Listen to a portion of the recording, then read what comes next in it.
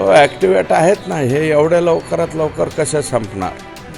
एक संतोष देशमुखांचा तर बळी घेतलाच, परंतु हा सुद्धा काल पार्ट 2 होताच वाचलाय ना. अजून काही लोक राहिलेले आहेत ज्यांच्यावरती 17, 18 गुन्हे आहेत. त्या लोकांच्यावरती सुद्धा मोका लागला पाहिजे. हो, दिवटे यांच्या प्रकरणाच्या बाबतीमध्ये उद्या निश्चितपणे चर्चा होईल.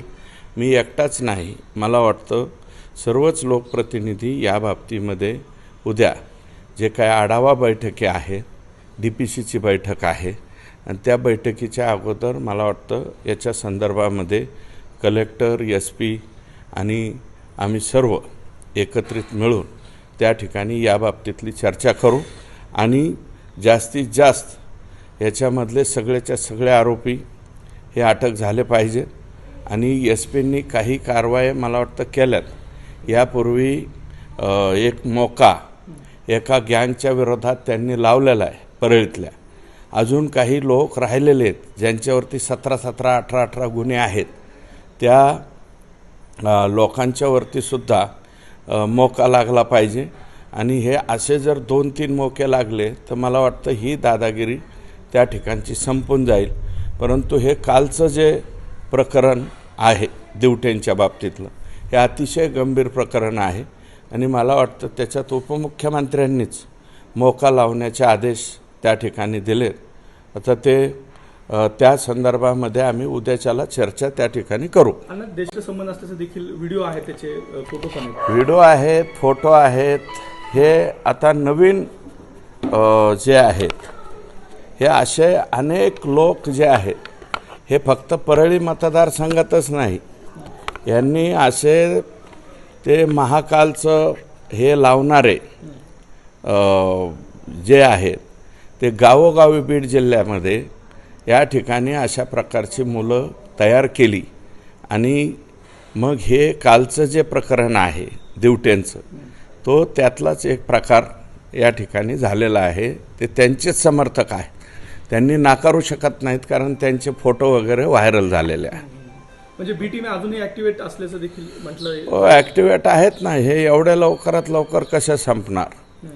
एक संतोष देशमुखांचा तर बळी घेतलाच, परंतु हा सुद्धा काल पार्ट 2 होताच वाचलाय ना. काय झालं म्हणजे काय राहिलं आता ते त्या लेकराच्या अंगावरती कुठंतरी जागा शिल्लक आहे का. किती मारले आणि किती चुकीच्या पद्धतीने. आणि 10 15 लोक जर एका मुलाला मारत असतील, त्या मुलाचं वय तरी किती काय. काल त्याच्या वडिलांशी बोललो मी, तर धाय मोकलून त्या ठिकाणी रडत होते. धनंजय गुंदेकरांनी त्यांनी माझं बोलणं करून दिलं होतं. हे दहशत निर्माण करायची आमची दहशत कमी झालेली नाही.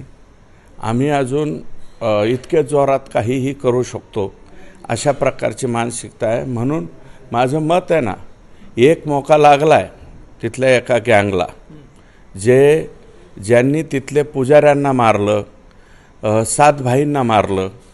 आणि महादेव, माझं तर ठामपणे मत असं आहे की ते जे मोका लागलेली गँग आहे, 18 तारखेला त्यांनी 1 गुन्हा केला, 19 तारखेला 2 गुन्हे केले आणि 20 तारखेला महादेव मुंडेंचा मर्डर झालेला आहे. महादेव मुंडेंच्या मर्डरमध्ये सुद्धा हेच लोक, मोका लागलेले जे लोक आहेत, हेच लोक 100% त्या ठिकाणी असणार आहे. भाषणात तुम्ही म्हटलं होतं, काय नेमकं असं. हो, मग काय, दुश्मनाचा दुश्मन म्हणजे तो आपला मित्र.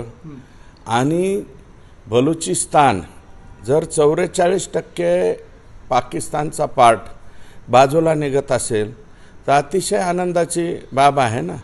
आणि तिथं बलुचिस्तानवरती हे आजचं कुठं 74 वर्षापासून त्यांचा संघर्ष त्या ठिकाणी चालू आहे.